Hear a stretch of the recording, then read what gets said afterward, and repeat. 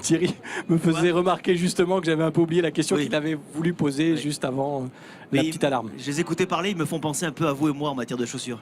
C'est Je mets vrai. mes chaussures le matin, vous me faites mes lacets. C'est vrai. C'est ça en fait. C'est pas loin. C'est pas faux. On revenait justement donc sur l'Afrique et le fait effectivement qu'on puisse Et après, ce sera promis produire. la chronique santé de Coralie. Oui, parce que... vous inquiétez pas, parce que la pauvre, elle n'a pas mis de crème solaire, elle dit dépêchez-vous parce que j'ai pas envie de brûler. Il faut préciser, Nicolas, que le continent africain, pour ceux qui ne le sauraient pas, est un continent très très jeune. La moyenne d'âge, donc des gens qui travaillent là-bas, est très très jeune. Est-ce que justement, ça vous a permis aussi de découvrir d'autres univers, de nouveaux univers en matière de travail que vous ne connaissiez pas, le fait de pouvoir produire dans ce pays-là, grâce à votre produit, vous? Alors oui, aujourd'hui le continent africain est un continent jeune, donc la population a en général autour de 20 ans.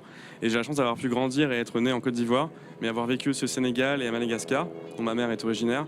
Et on connaissait assez bien déjà les industries locales, donc en Côte d'Ivoire, le savoir-faire, l'artisanat, à Madagascar aussi. Mais pouvoir produire des chaussures en fait m'a fait redécouvrir le pagne. Qu'est-ce qu'était le pagne, comment il était travaillé, et de voir en fait les origines du pagne. Donc que ce soit d'abord à la base des batiks javanais qui ont été repris ensuite par les Pays-Bas et amenés en fait en Afrique. Et aujourd'hui voir qu'il reste une seule manufacture en Côte d'Ivoire, c'est quelque chose d'assez triste et c'est une industrie qu'on a envie d'aider parce que le savoir-faire est là et le potentiel africain est là aussi.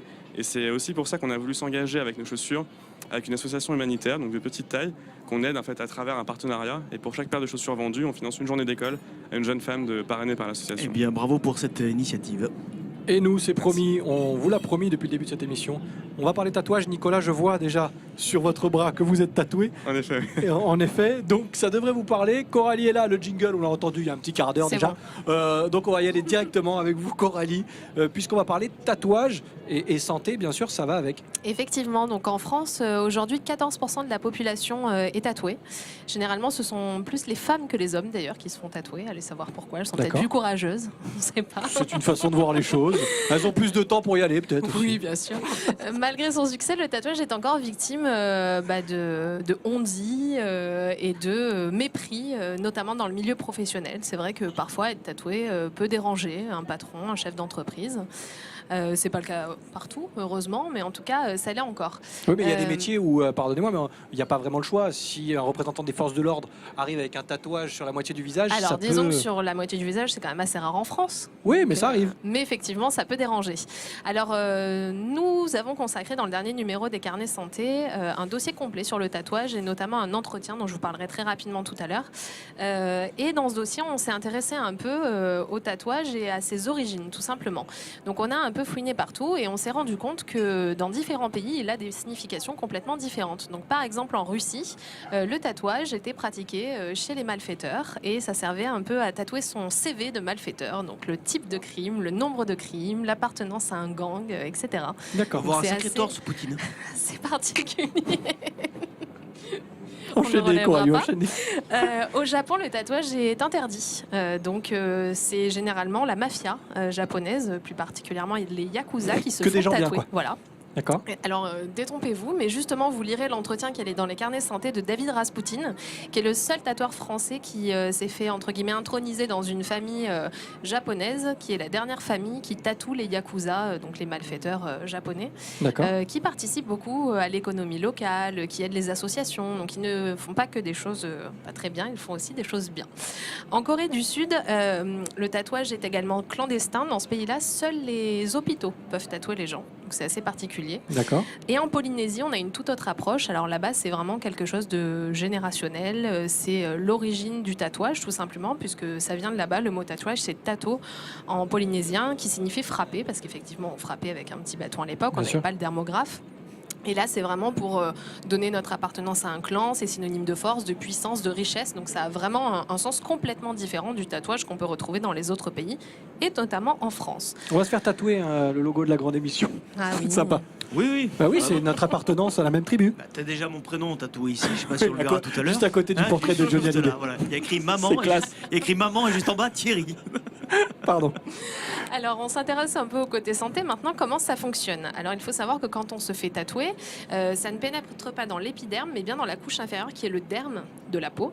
Ce sont les aiguilles, tout simplement, qui vont faire une rotation et qui vont faire pénétrer l'encre. Donc, fatalité, on a des particules d'encre qui entrent dans le corps, qui peuvent effectivement après se balader un peu partout. C'est dangereux? Tout comme des particules de tabac, d'alcool, de pollution. Alors, c'est pas complètement dangereux, enfin, ça peut l'être, mais c'est pas encore prouvé en tout cas, puisqu'effectivement, quand on prend par exemple le nombre de cancers relevés en France, de cancers de la peau, entre 1950 et 2012, on a diagnostiqué seulement 54 cas de cancer de la peau dus vraiment au tatouage. Donc, effectivement, c'est beaucoup moins qu'un cancer. Oui, c'est un lié ratio à- très très faible. Ouais. Voilà, par rapport au nombre de personnes tatouées, effectivement, c'est très très faible. Alors, le seul petit problème qu'on peut avoir, c'est que quand l'encre vient se mettre dans les ganglions, quand vous faites par exemple des examens en cancérologie, ça peut donner ce qu'on appelle des faux positifs. Où on peut croire que vous avez un cancer, alors qu'en fait, c'est simplement l'encre qui. Donc, ça peut un peu faire D'accord. peur, effectivement, mais voilà.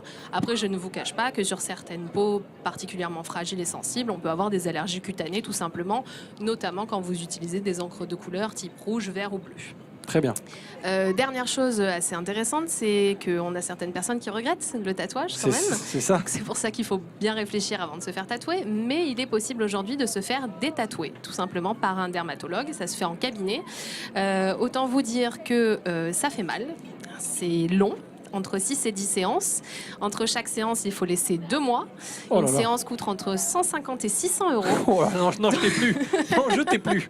Et en plus, à la fin, on a toujours une cicatrice qu'on appelle un tatouage fantôme. Effectivement, on verra toujours, surtout selon la qualité du tatouage, si l'encre est passée, si le tatouage n'est pas bien conservé, on aura toujours un risque, effectivement, de cicatrice.